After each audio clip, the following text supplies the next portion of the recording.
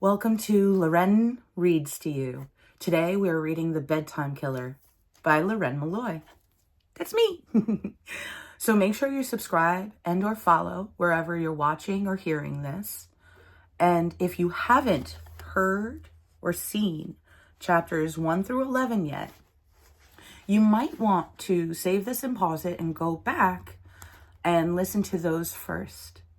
Up to you though. So get cozy, get ready, and let's read Chapter 12. By the time the police arrived at the scene the next day, Vivian's decaying body could be smelled 3 blocks away. Mid-August in Savannah, Georgia was not a kind time to leave a body out unrefrigerated.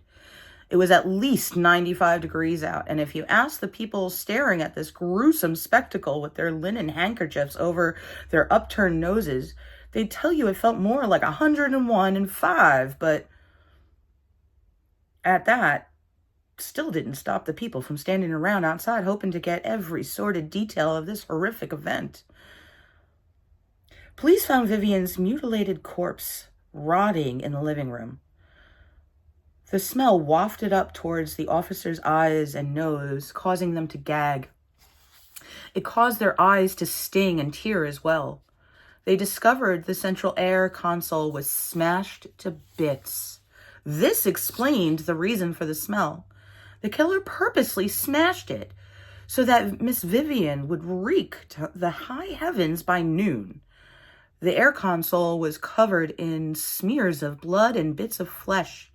A toenail was found in the vent, making it very clear what the killer used to smash the console in with. Death was never an attractive sight. There is nothing pretty about it, and it's not a topic for the weak of stomach. Most people can't handle the sight of blood and gore. This level of carnage made senior-level officers sick. There was blood all over the living room, as if the murderer himself was actually throwing it everywhere.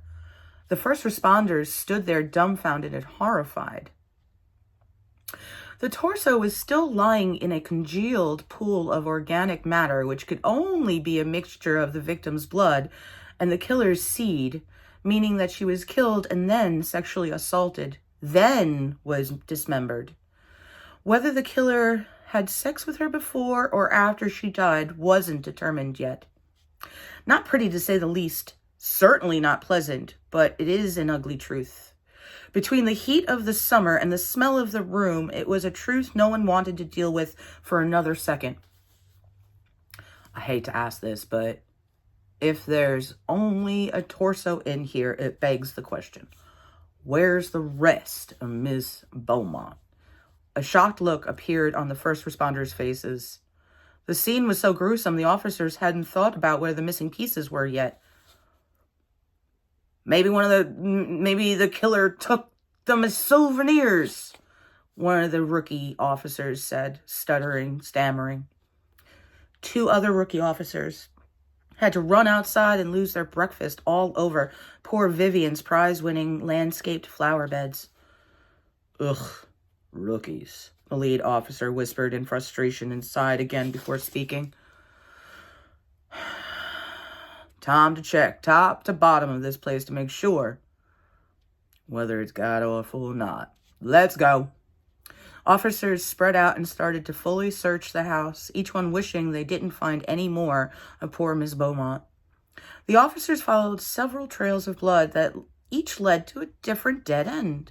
One trail of blood ended on a wall. Another path led to a ceiling. Another trail of blood led to the bathroom where the criminal obviously stopped to pee. This guy was purposely playing with them. One trail of blood led upstairs. Officer Prescott followed it to a door with numerous handprints in blood. Delicate-looking hands. Wow, me, thought Prescott as he unsnapped the bridge to his holster. He drew his weapon, clicked off his safety, opened the door, and stepped into the beautiful master bedroom. It was the quintessential style of class and sophistication. A crystal chandelier hung in the middle of the vaulted ceiling, and the walls were covered in gorgeous white wainscoting. Against the back wall was a huge mahogany canopy bed encased in thick, decadent cotton candy pink curtains. Behind it were stunning bay windows which overlooked a beautiful garden. The sun was high in the sky, shining through the windows. It looked like a bedroom out of a cover of some romance novel, except for the blood that ended at the bed. As the officer walked closer to the bed, he could barely see through the curtains, but he thought he saw what looked like a person lying in the bed asleep. Officer Prescott had served with the SCMPD for over 10 years. He knew what happened to officers who weren't prepared. They died. He looked for the slightest sign of movement as he got closer. The sun started to blind him. It was things like that got good cops killed. Sweat was dripping down his face. The smell and the heat was stifling. Officer Prescott grabbed the edge of the pink curtain and thought, "Please, God, let me make it out of this alive." The officer threw the curtain back and yelled, "Freeze!" What he saw would never be erased from his mind. He knew it would haunt him every time he walked into another bedroom. This moment would flash in his head. He could hear the other officers running into the room, but no matter how he tried, his eyes stayed locked on the horror before him. He heard them yell, "Officer Prescott! Officer Prescott! Answer me, officer!" When his commanding officer grabbed his shoulders, the contact, along with the jarring, shaking sensation, was just too much. Officer Prescott had to run out of the room before he threw up all over the crime scene. Vivian's lifeless head sat atop her satin white pillows, which had now turned the color of rust from all the dried blood that soaked into it. The deranged psychopath had placed her head on the pillow. Her eyes were still wide open with huge, dilated pupils, forever stuck, looking permanently frightened. The milky white haze of death had overtaken Vivian's once dazzling emerald green eyes. Her mouth was cracked wide open and was filled with blood, and what must have been the killer's seed congealed down her chin and pillowcase.